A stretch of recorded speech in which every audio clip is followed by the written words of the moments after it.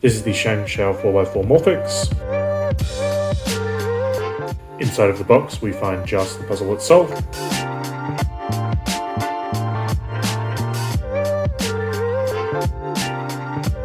To attempt to solve this puzzle, I'm going to treat it just like a regular 4x4, doing the reduction method. The main thing I'm curious about with this one is if there is going to be parity, so I'm not sure if the edges and centers will have sort of more restriction and reduce the likelihood of that.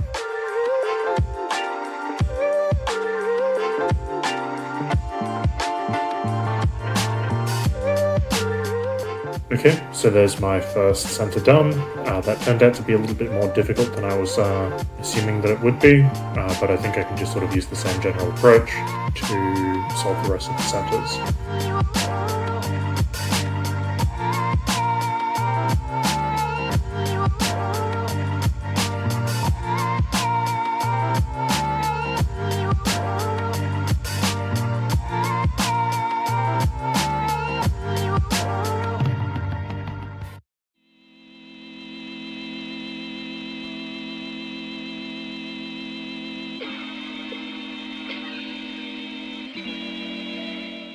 So something that I hadn't considered that looks like it might be an issue is that for this last center I'm going to have to be careful to make sure that the center corner pieces are actually in the correct position and not scrambled. So it's possible to have all except for one center with the pieces in the right position.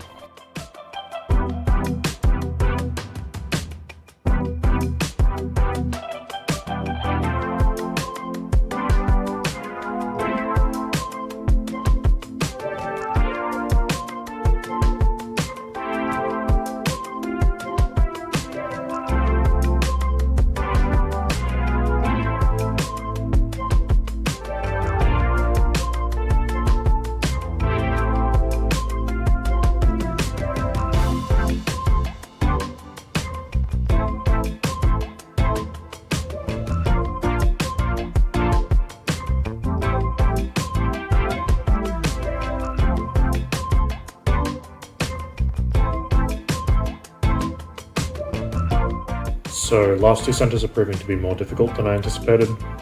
In particular, it seems that doing just a regular commutator like I'm used to doesn't work because it seems to do a 3-cycle on these 3 edges just here. So I'm going to have to experiment with that a little bit more.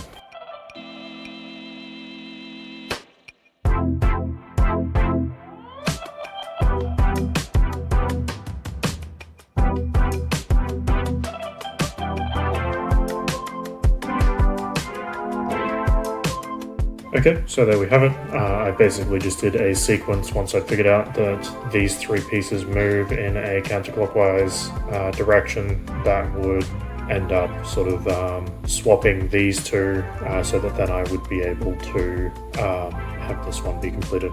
Now I'm up to the edges. Hopefully we don't have more interesting issues like that.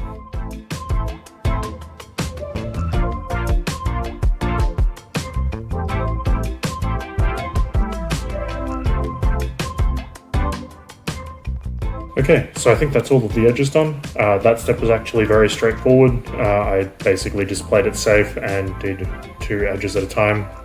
So yeah, seems to be fairly easy. Now I'm up to the 3x3 stage, so I'll just solve this like a master Morphix.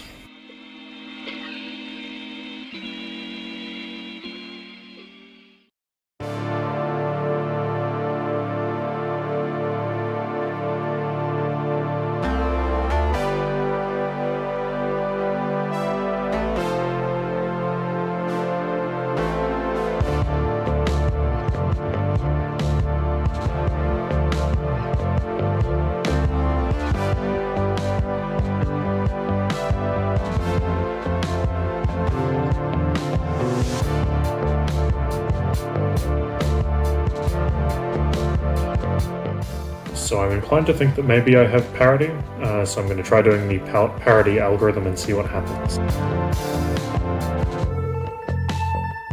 And of course I botched it up, so now I'm going to fix everything.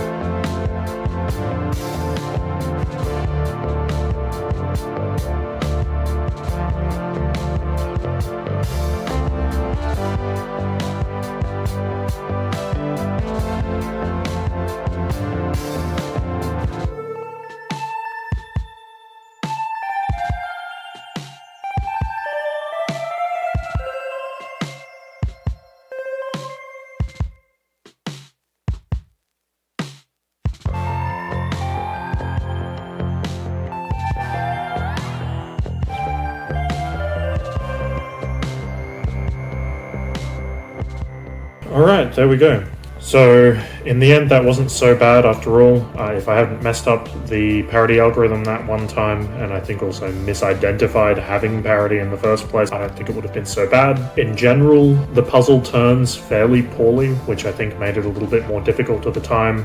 Just sort of fairly catchy, maybe under-lubed and over-tightened out of the box, I would probably say. So if you're somebody who struggles with those sorts of things, I wouldn't necessarily recommend this one.